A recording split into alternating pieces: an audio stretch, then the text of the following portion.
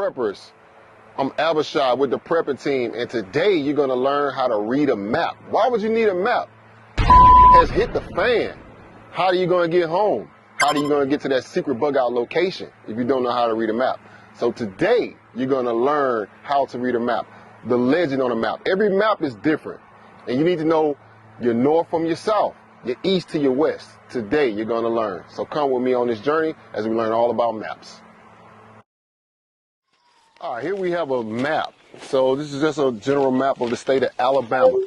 Now, the most important thing when you open a map, because every map is different, the most thing you want to make sure that the map is pointing in a northerly direction. How do you know that? Because most maps is going to have a northern symbol on the map or the general direction of the map to the top, right? So the words, that means you can read it. So this is facing in a northerly direction. And I know this is the north. Going in this direction is the north. Second, I want to look at my map legend. Very important. This area right here, the map legend. This is going to tell me everything, what all the colors mean on the map, major highways on the map. And then when we start getting into land navigation, measuring distance, the scale of the map, right? So this map is a 20-mile scale map, meaning 1 inch on this map is 8.7 miles. 1 inch on this map equals 8.7 miles. So that's very important when we start getting to land navigation and we start using our compass and we start using that protractor. Very, very important. Another thing to note for is a map, most people don't know this, but interstate highways run in a northerly southern direction and an easterly western direction. So how do you know that? So as we look at our map, now we know that this represents the north of the map, and I have my legend and I have my scale, right? So we look at the major highways. I have I-20 and I have I-59, right? So I-20, if it ends in an even number, is going to be running east to west. East to west. Your I-20s, your I-10s, they're going to be running east to west, right?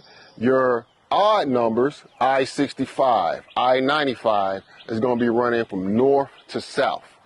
That's how the U.S. designed their roads, their maps. So that's a good way to know north to south, east to west. So if you find yourself on I-10, you only be going in the easterly or western direction. If you find yourself on I-65, you're going to be going in a northerly or southern direction. So all other interstates is going to run off of that. So if you find yourself going I-95, right? I-95 may be in a northerly, it may not be true north, but it's going in a northerly direction. Also on the map, and this legend is going to tell us national parks, trails, forests. Most greenery is going to be a green color on the map, right? Your major highways, as I said before, are going to be blue. External highways or lights are going to be in yellow here. Other highways is going to be in yellow on the map. Also, too, we look at man-made structures, artificial structures on the map. Water is going to be blue on the map, so I can see all the watercolors in blue on the map.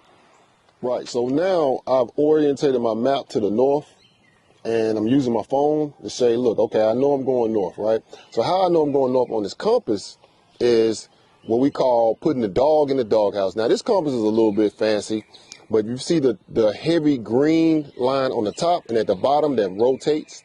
I'm meshing them up together. They're lined up together. So I know my map is orientated to the north in relation to the ground, right? So now I know north is the top of the map. Now I orientated my map to my compass to relate to the ground, right? So I know this direction is north. All right, right here we have a topographical map, right? So this map is going to show a little bit more detail and elevation. What we have in this map is going to be contour lines, right? Contour lines is going to represent the 5 major terrain features on a map. It's going to be a hill, ridge, a valley, saddle, and depressions. So you'll be able to identify all those on a topographical map. Now, why is that important?